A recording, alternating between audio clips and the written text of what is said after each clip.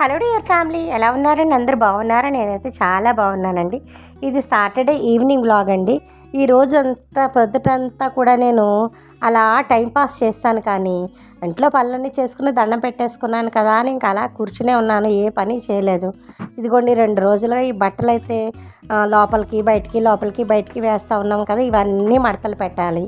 సాయంత్రం రాగానే ఫస్ట్ అయితే నేను క్రిందకి వెళ్ళానని చెప్పాను కదా మా చెల్లి వాళ్ళ ఇంటికి. వచ్చిన తర్వాత వెంటనే శుభ్రంగా గదిలో అయితే తుడుచుకున్నానండి.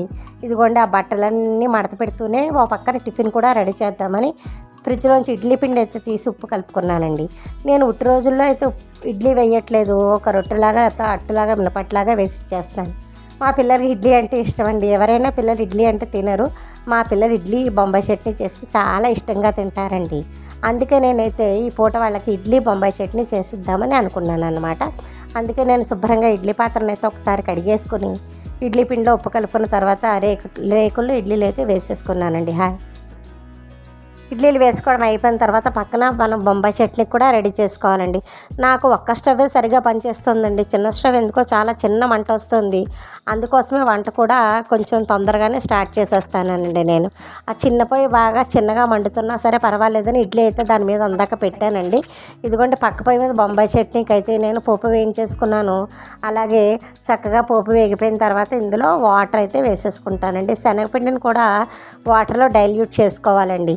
నేను బొంబాయి చట్నీలు ఉల్లిపాయలు అవి వేయనండి, ఎందుకంటే నాకేంటో ఇలా అలవాటు అయిపోయింది. మా అత్తవారింట్లో ఇలాగే చేసేవారు, నాకు ఈ ప్రాసెస్ అలవాటు అయ్యిందండి. ఇదిగోండి పోపు వేయించేసుకొని కాస్త పసుపు వేసేసుకున్న తర్వాత మనము ఉప్మాకి నీళ్ళు పోసుకున్నట్టు ఎసరు పోసుకున్నట్టు పోసుకోవాలి. ఆల్రెడీ నేను మన ఛానల్లో బొంబాయి చట్నీ అయితే పోస్ట్ చేసే ఉంచాను, ఎవరికైనా కావాలంటే అది ఒకసారి చెక్ చేయండి. నీళ్ళు మరుగుతున్నప్పుడు మనం డైల్యూట్ చేసుకున్న శనగపిండిని వడకొట్టుకొని పోసేసుకోవాలండి. ఈవేళ రేపు అన్నీ కూడా వడకొట్టుకునే పోసుకోవాలండి, ఎందుకంటే కొట్ల మీద మనం తెచ్చుకున్న సరుకులన్నిటిలోనూ కూడా వేటిలోనూ నాణ్యత అయితే ఉండట్లేదండి. ఏవి పురుగులు ఉంటున్నాయో ఏవి పాడైపోతున్నాయో తెలియట్లేదు.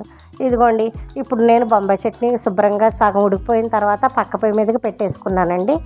ఇడ్లీ అయితే దీని మీదకి మార్చేసుకున్నాను. బొంబాయి చట్నీ ఉడికిపోయి చల్లారిన తర్వాత కానీ అందులోకి నిమ్మరసం కలపకూడదండి. ఈలోపు నేను వచ్చి బట్టల పని అయితే చూసుకుంటున్నానండి. ఇదిగోండి నేను మడత పెట్టించినవన్నీ కూడా మా పాప అయితే సర్దేస్తుందండి. నేనైతే చక్కగా ఎక్కడక్కడ సర్దేమని ప్లేసెస్ చెప్తాను, అన్నీ మడత పెట్టేస్తాను. ఇదిగోండి ఇడ్లీ ఉడికిపోయింది, పొగలు కక్కుతూ ఉంది. ఇదిగోండి బొంబాయి చట్నీ కూడా రెడీ అయిపోయింది. ఇప్పుడు నిమ్మరసం అయితే పిండేసుకున్నానండి.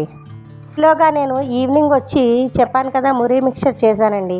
ఈ మురి మిక్చర్ మా బాబు వచ్చే టైంకి ఎప్పుడు డిన్నరు చేయడమే తప్ప స్నాక్స్ తినే టైం ఉండదు, కానీ చేశాను కదా అని తినమంటున్నాను. ఇదిగోండి వేడి వేడి ఇడ్లీ, ఇంకా పడుకోవడమేనండి. ప్లీజ్.